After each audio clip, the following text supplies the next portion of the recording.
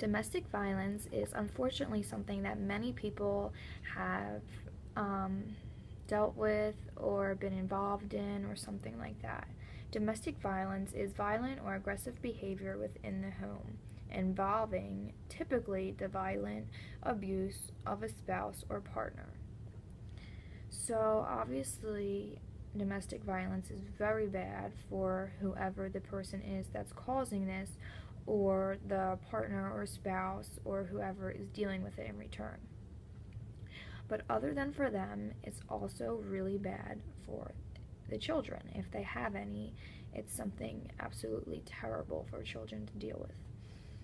First of all, it's terrible because when you're a child, there's so many things that you don't understand. And the people that you look up to are your parents, your guardians, whoever takes care of you, because they're who you're always with, they're who you look up to, you want to be like them, you want to do what they do. So if you have parents that are really mean to each other, you're going to think that maybe, oh, like that's how I'm supposed to be to people. If that's the way that my mom is to my dad, then that's the way that I should be to people. So then the child will maybe go to school, and at school they'll start being mean to everyone. And in return, maybe they would say their reason for it would be because, oh, mommy and daddy do it, so I thought that was the right thing to do, which it obviously isn't. There are some terrible feelings that children get who are exposed to this. Some of those feelings are being fearful because they will be so used to seeing scary things between their parents or their guardians that they're going to feel like that's how all adults maybe are going to be. So when they go to their friend's house, they're going to think, oh no, like they're going to be scared if the mom and dad start to get into a fight, because they're going to think that it's going to be the same way that their parents get into a fight. Also, they'll feel anxious because at all times at home, they're never going to know when mom and dad are going to start fighting, when things are going to go bad. So when they're at school and when they're at other places, they're going to probably feel anxious that something bad's going to happen. They'll also feel secretive because for many people, if the parents are dealing with domestic violence, usually the parents tell the kids, if the kids know about it, which the kids usually do, they tell the kids, oh, like make sure that you don't tell anyone about this. Especially for whoever's causing it, say if it's the dad, they'll say to the kid, don't tell anyone that I was being mean to mom or that I hurt mom, and if you do, then I'm going to take your video games away or something.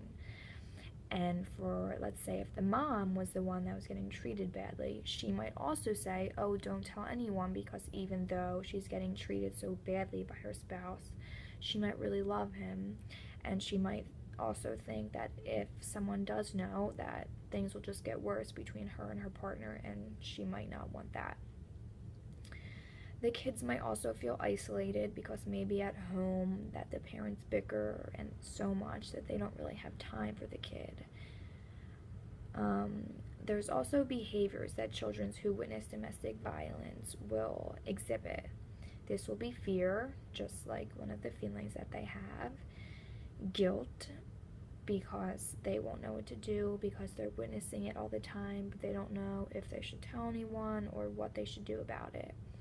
They might feel shame also because of this, because they don't know if they should tell someone, if they should watch it happen, if they should try to help, which it's never the kid's fault, even if the kid thinks so, so the kid can't help even if it really wants to. The child might become depressed after always seeing the parents not happy together, and sadness is something that usually rubs off on people. If you're around people that are always mad and the parents are always yelling at each other, then maybe the kid will start to feel the same way, and the kid will constantly start to be mad all the time. Or if the kid notices one of the parents is always upset because they're constantly getting yelled at by their partner, then maybe the kid will start to be sad all the time. But either way, it seems like a child dealing with this, that it will not result in them being happy. And it could even start to cause, to give them sleep problems, to not be so healthy because they will always be worried about their parents. Maybe they won't be eating as much.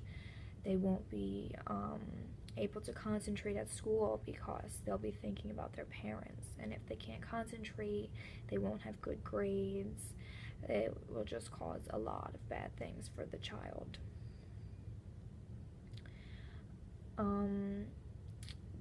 I'm very interested in domestic violence, how it results on children, because I love kids. I've worked at 2 daycares with many kids. I've dealt with like 300 different children who I've loved them all. I want to be an elementary school teacher when I grow up, so obviously this is something important to me because this is something that I'm sure I will deal with. I'm sure there will at least be one kid throughout my times teaching that will have parents that have domestic violence involved. Studies show that 3 to 4 million children between the ages of 3 to 17 are at risk of exposure to domestic violence each year. That is insane because that is sadly so many. That makes me think that I wonder when I was younger how many people around me or how many even of my friends had to deal with this, because I can't imagine. But I have a family friend. It's one of my mom's friends, and her husband have been going through a divorce for the past like 2 years. It's been awful. The whole entire time, they've been fighting about everything, about who's going to get what in the house, how they're going to split up everything, and they have 2 kids. One is in 8th grade and one's in 9th grade. And the way that they fight in front of their kids is awful. They do it all the time. The way that they'll tell their kids certain things to make the other partner look bad and make themselves look better. This previous Christmas, they both, well, since they're going through everything and they both need to buy a house or apartment to live in, but they both bought both of their kids an insane amount of presents, and they don't really have money for it, but they both just are constantly in competition with each other because they want the kids to be on their side at all times.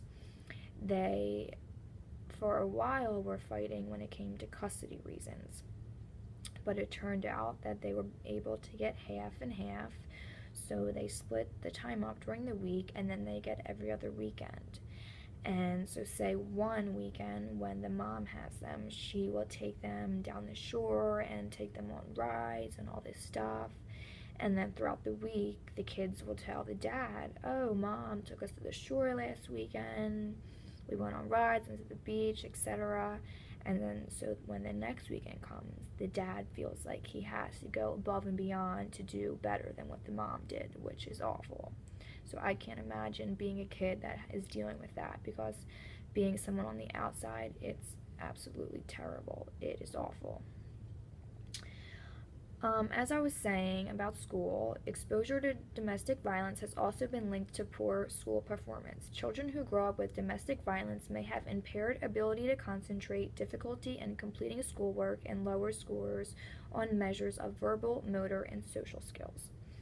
Obviously, that's what happens at home. You travels with you to school.